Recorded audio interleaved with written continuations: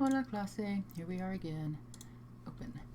Alright, so you've got 4 sentences to write in Espanol in the preterite, 2 with stem changers and 2 with irregular preterites, any of the irregulars that we have done so far.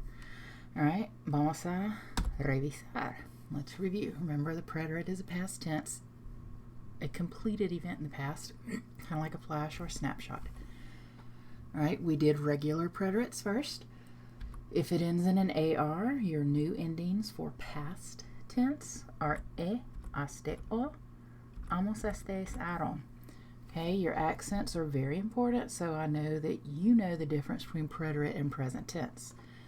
Okay, and then for ERs and IRs, they do the exact same thing in your regulars. Isteo, imos, hicieron. Again, don't forget your accents. Alright, and we learned some irregular verbs.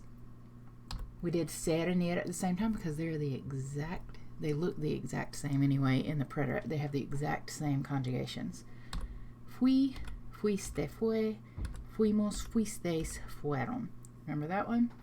Okay, then we did hacer, which is to do or to make, and it is also irregular in the preterite. Hice, hiciste, hizo, with a Z on that one. Hicimos, hicisteis, and hicieron. Okay, and 2 more completely irregulars that we have done so far. Di, diste, dio, dimos, disteis, dieron. Notice no accents on this verb at all. And ver, vi, viste, vio, vimos, visteis, vieron. The only thing irregular about ver is that there are no accents. That's why it's considered an irregular.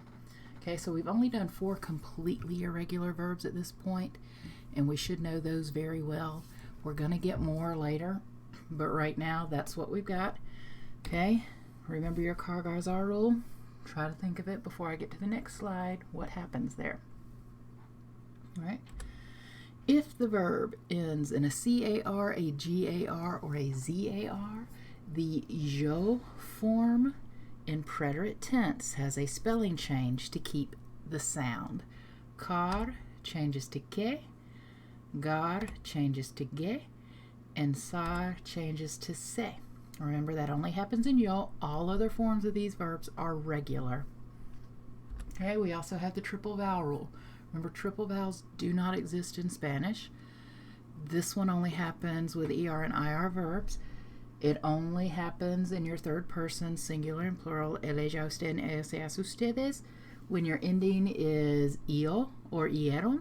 If there's another vowel in front of that in the stem, you're going to have to change that I to a Y. All right, this unit only gave you 3, even though there are more. It's going to happen anytime this makes a triple vowel.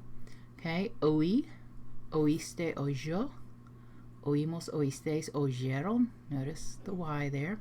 Leer, regular in the top 4. Leí, leíste. Then leyó, leímos, leísteis, leyeron. And then creer, same thing. Creí, creíste, creyó, creímos, creísteis, creyeron. And the only reason that happens is because there's a vowel at the end of that stem with an ER-IR ending, because your ER-IR endings for these 2 persons have double vowels at the beginning of the endings. Okay? All right. This unit only, we learned stem changers. That's new to us for this unit. Okay? What do we know about stem changers? Okay? In the preterite. Which verbs stem change in the preterite? Only the IRs that also stem change in present. So your AR and your ERs, if they stem change in the preterite, you don't have, in the present, you don't have to worry about that in the preterite. Only the IRs do this. Okay?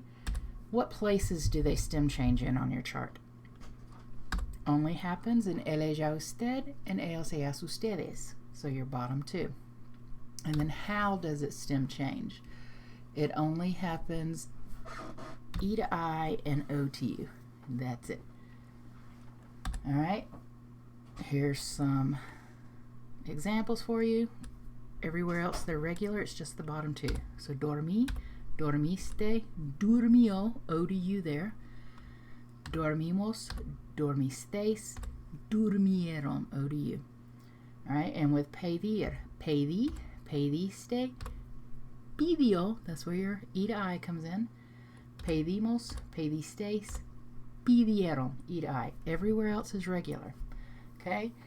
And up till now, that's a lot of preterite, and we still got some more to go. I'm not trying to make you anxious, but we do have more to go in the preterite tense.